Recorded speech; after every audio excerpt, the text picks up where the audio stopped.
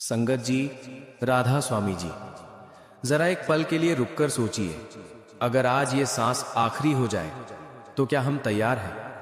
अगर आज मालिक पूछ ले, बताओ तुमने इस अनमोल जीवन के साथ क्या किया, तो क्या हमारे पास कोई जवाब होगा या हम चुप खड़े रह जाएंगे? संगत जी, सच बात तो ये है, हम में से ज्यादातर लोग जिंदगी जी नहीं रहे, बस समय काट रहे हैं। सुबह उठे, काम पर गए, कमाया, खाया, सो गए, और यही चक्र चलता रहता है। दिन, महीने, साल, और देखते ही देखते पूरी जिंदगी निकल जाती है। कबीर साहब की वो अमर वाणी जो सदियों से भटकते हुए जीवों को पुकार रही है, सदगुरु के संग क्यों न गई री। ये सिर्फ एक भजन या शब्द नहीं है, ये आत्मा की वो पुकार है जो शायद आप और मैं हर रोज अनसुनी कर देते हैं। आज की इस चर्चा में हम उस क्यों की गहराई में उतरेंगे। सदगुरु के संग क्यों न गई री, ये केवल एक शब्द नहीं है, ये आत्मा की पुकार है। ये वो आवाज है जो हर जीव के अंदर से उठती है, पर हम उसे सुनना नहीं चाहते, क्योंकि हम माया के शोर में इतने खो गए हैं कि रूह की आवाज सुनाई ही नहीं देती। संगत जी, कभी आपने सोचा ये मनुष्य जन्म कितना कीमती है? संत महापुरुष कहते हैं 84 लाख योनियों में भटकने के बाद ये चोला मिलता है। कितनी बार हम कीड़े बने, कितनी बार पक्षी बने, कितनी बार पशु बने, कितनी बार मिट्टी में गिरे, कितनी बार जन्म लिया, कितनी बार मरे, तब कहीं जाकर ये अवसर मिला, मनुष्य जन्म। पर दुख की बात क्या है, हमें इसकी कीमत ही नहीं पता। हम इसे भी उसी तरह जी रहे हैं जैसे बाकी योनियां जीती हैं। खाना, सोना, डरना और बस शरीर की जरूरतें पूरी करना। अगर यही करना था तो मालिक हमें मनुष्य क्यों बनाता? पशु भी यही करते हैं, पर मनुष्य को कुछ अलग दिया गया है। मनुष्य को दिया गया है समझ, और उस समझ का उद्देश्य क्या है? मालिक को पहचानना, अपने असली घर को याद करना, सचखंड को याद करना। पर संगत जी, हमने क्या किया? हम इस दुनिया को ही अपना घर मान बैठे। हमने इस सराय को ही स्थायी घर समझ लिया। बाबा जी अक्सर समझाते हैं, ये संसार सराय है, मुसाफिर खाना है। यहां कोई हमेशा के लिए नहीं रहता, सब आए हैं और सबको जाना है। पर इंसान की हालत देखो, घर ऐसे बनाता है जैसे हमेशा यही रहना है। दौलत ऐसे जोड़ता है जैसे मौत आएगी ही नहीं, और सिमरन ऐसे करता है जैसे उसकी कोई जरूरत ही नहीं। कभी कभी तो ऐसा लगता है हम मौत को भूलना चाहते हैं। हम ये मानना ही नहीं चाहते कि एक दिन सब खत्म हो जाएगा। पर सच से कोई भाग नहीं सकता। एक दिन ये शरीर मिट्टी में मिल जाएगा, ये हाथ, ये आंखें, ये चेहरा, सब यहीं रह जाएगा। शमशान तक लोग साथ आएंगे, फिर वापस चले जाएंगे, और उसके बाद आत्मा अकेली, बिल्कुल अकेली। उस समय न बैंक बैलेंस काम आएगा, न पहचान, न रिश्तेदार, न दोस्त। सिर्फ एक चीज साथ जाएगी, और वो है भजन सिमरन, और वो सत्संग जो आपने सच्चे दिल से कमाया। संगत जी, जरा दिल पर हाथ रखकर बताइए, दिन के 24 घंटे में से हम मालिक को कितना समय देते हैं? सच बताइए। 5 मिनट, 10 मिनट, या कभी कभी वो भी नहीं। लेकिन मोबाइल, सोशल मीडिया, बातें, बहस, टीवी, इन सब के लिए समय है, घंटों है। लेकिन जब बात आती है भजन सिमरन की, तब मन कहता है कल से करेंगे। आज बहुत थक गए हैं, आज काम ज्यादा था, आज नींद आ रही है, आज समय नहीं मिला। संगत जी, ये मन बहुत चालाक है। ये आपको हमेशा कल पर टालने को कहेगा, और वो कल कभी नहीं आएगा। कबीर साहब ने कितनी गहरी बात कही है, कल करे सो आज कर, आज करे सो अब। पल में प्रलय होएगी, बहुरी करेगा कब। मतलब जो करना है अभी करो, अभी, इसी सांस में, क्योंकि अगली सांस आएगी या नहीं किसी को नहीं पता। पर हम क्या करते हैं? हम सोचते हैं अभी उम्र है, अभी तो जिंदगी पड़ी है, अभी मौज कर लेते हैं, बुढ़ापे में भजन कर लेंगे। पर क्या किसी को पता है कि बुढ़ापा आएगा भी या नहीं? कितने लोग युवा उम्र में ही चले जाते हैं, कितने लोग अचानक एक पल में सब खत्म। संगत जी, मौत कभी सूचना देकर नहीं आती, वो अचानक आती है, और जब वो आती है तो इंसान के मुंह से एक ही बात निकलती है, काश, काश मैंने थोड़ा समय मालिक को दिया होता, काश मैंने सिमरन किया होता, काश मैंने सत्संग को गंभीरता से लिया होता। पर तब बहुत देर हो चुकी होती है। हमें समझना होगा कि सत्संग कोई मनोरंजन नहीं बल्कि रूह की खुराक है।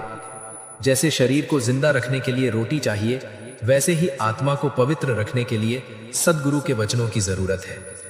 अगर आज हमने इस अवसर को गवा दिया तो फिर पता नहीं कितने युगों तक हमें इसी 84 के चक्र में भटकना पड़ेगा। ये पछतावा बहुत भारी होगा जब हमें एहसास होगा कि हीरा हाथ में था और हम कांच के टुकड़ों से दिल लगा बैठे। ये सवाल केवल शरीर से सत्संग जाने का नहीं है। इसका मतलब है, क्या हमने अपनी सूरत सद्गुरु से जोड़ी? क्या हमने अपने मन को सद्गुरु चरणों में लगाया, या सिर्फ शरीर वहां बैठा रहा और मन बाजार में घूमता रहा? संगत जी, बहुत लोग सत्संग में बैठते हैं लेकिन उनका मन कहीं और होता है। कोई व्यापार सोच रहा होता है, कोई घर की चिंता, कोई बच्चों की पढ़ाई, कोई रिश्तों की उलझन। शरीर सत्संग में, मन संसार में। ऐसे सत्संग का क्या लाभ?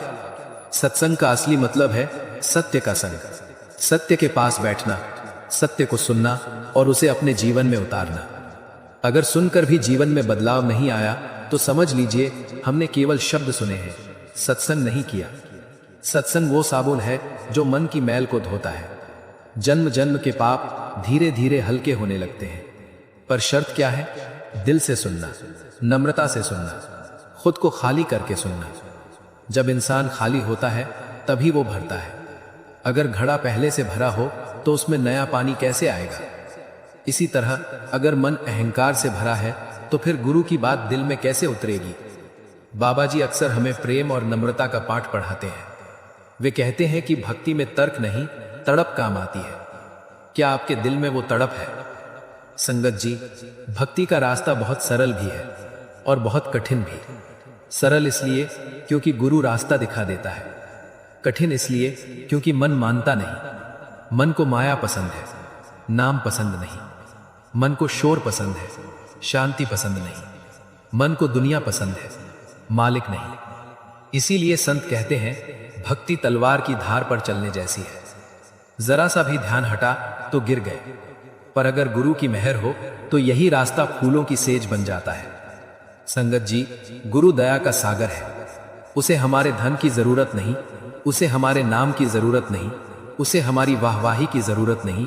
उसे सिर्फ एक चीज चाहिए, हमारा दिल, सच्चा दिल, नम्र दिल, तड़पता हुआ दिल। अगर दिल में सच्ची प्यास हो तो गुरु खुद रास्ता बना देता है। बस समस्या क्या है? हमारी प्यास ही कमजोर है। हमें मालिक भी चाहिए और दुनिया भी चाहिए। हमें शांति भी चाहिए और माया भी चाहिए।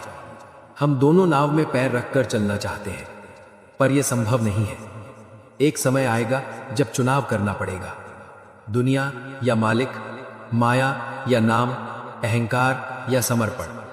इसलिए अभी इसी समय जागने का समय है, रूह को जगाने का समय है, मालिक को याद करने का समय है। क्योंकि संगत जी, समय बहुत तेजी से निकल रहा है। हम सोचते हैं अभी बहुत समय है, पर सच ये है, हर आती हुई सांस हमें मौत के करीब ले जा रही है और हर जाती हुई सांस जिंदगी को छोटा कर रही है। ऐसे में सिर्फ गुरु का नाम ही है जो हमारा सच्चा साथी है। दुनिया के काम कभी खत्म नहीं होंगे, पर आपकी जिंदगी खत्म हो जाएगी। इसलिए जरा सोचिए और अपने दिल से पूछिए, क्या मैं सच में जागा हुआ हूं या अभी भी माया की नींद में सोया हुआ हूं?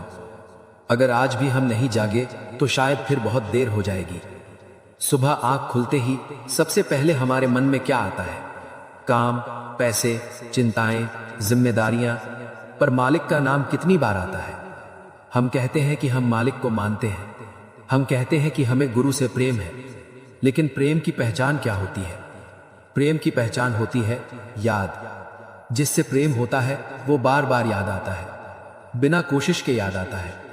लेकिन मालिक को याद करने के लिए हमें कोशिश करनी पड़ती है। क्यों? क्योंकि दिल कहीं और लगा हुआ है, दिल दुनिया में अटका हुआ है। माया बहुत मीठी लगती है, बहुत आकर्षक लगती है, पर संगत जी, माया का स्वभाव क्या है? धोखा। जो चीज आज बहुत अपनी लगती है वही कल पराई हो जाती है।